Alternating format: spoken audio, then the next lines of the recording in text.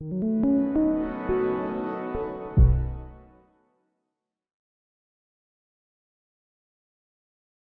the first thing, the core answer to the question is, how do children do worse when they are raised without significant father involvement? And they do worse in more than 70 different areas. Children with minimal or no father involvement are far more likely to be, that's the single biggest predictor of being a drug addict.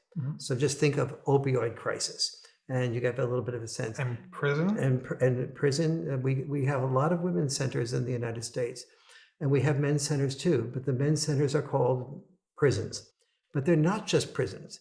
They're prisons in which almost all of the men in the men's centers are dad-deprived boys. In the prisons are dad-deprived boys.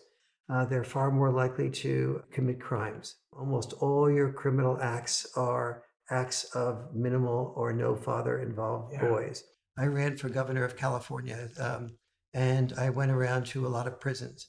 And when I spoke to prisoners about the importance of fathers to their children's lives, I had these tough male prisoners come up to me and start crying and saying, I never realized that my children could benefit from me. I just felt I was a bad man who had done bad things and probably deserved to be here. Now I have, for the first time in my life, the incentive to get out of here, to be able to help my children not make the mistakes that I made that put me in prison. And we look at particularly the African-American population, where you and I were talking before about 80% of the African-American males having been in prison at one point or another.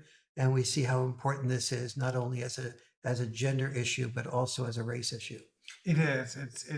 It's the ultimate example of male disposability. Yes. I talked with a man in Wisconsin, African-American man, and he basically said, he was 70.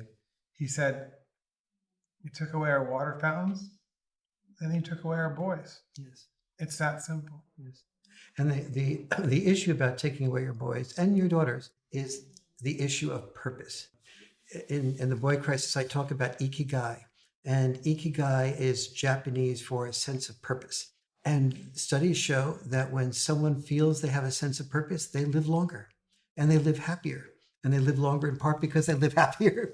And so, and sense of purpose was so important to males in particular, because partially females had it built into their biology. At any time, they were encouraged to have children, and if they wished to have children and they had that personality, they had a sense of purpose in that direction. If they wished to have a career today, they could have a sense of purpose in that direction. It wasn't true years ago. But guys used to have the old sense of purpose of war or work, and today that sense of purpose has been diminished. It's wonderful that boys have more flexibility, but the value of fathers in a boy's life is that if a boy has a purpose void, I no longer have to go to war. I no longer have to be a sole breadwinner.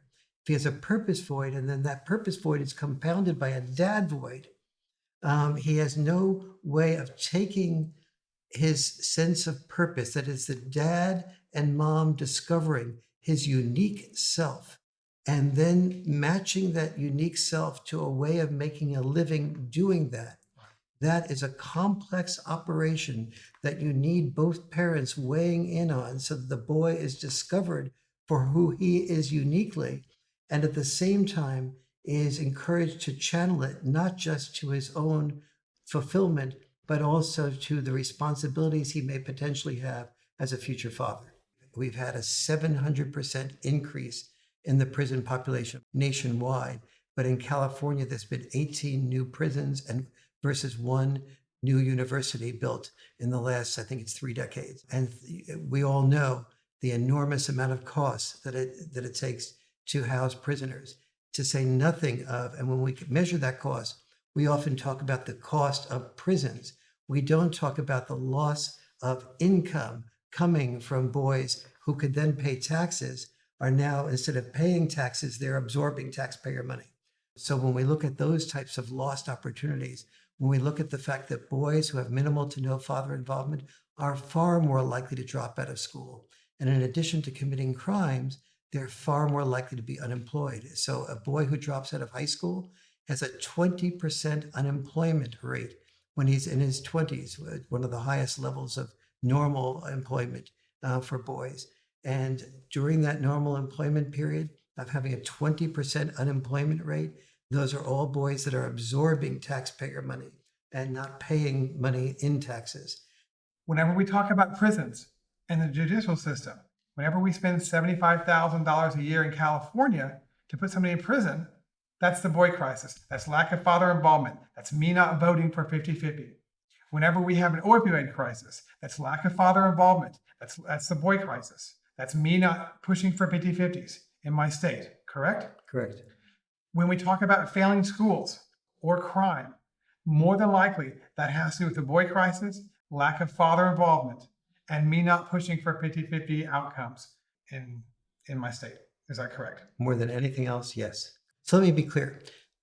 Father involvement is not the only variable in the boy crisis. There are about 10 causes of the boy crisis. Some are environmental, some are the purpose for it, like I mentioned before, but some are this historical gap between heroic intelligence and health intelligence. But more than any other single thing of the 10 causes of the boy crisis is lack of father involvement, either minimal father involvement or no father involvement. We then go into the mental health issues of boys who commit suicide, boys who are depressed, boys who are taking drugs as a result of countering that depression, the opioid crisis, which a high percentage of which comes out of boys who are taking drugs and being self-destructive and causing pain to themselves and cutting and doing other things. All of these costs together are about $3 trillion a year, is what I calculated when I wrote The Boy Crisis. And those are $3 trillion a year that we could be building incentives for boys to be involved in families, programs to honor boys, and instead of saying, Uncle Sam needs you to potentially die as a warrior, to say we are now going to be talking about boys as future father warriors,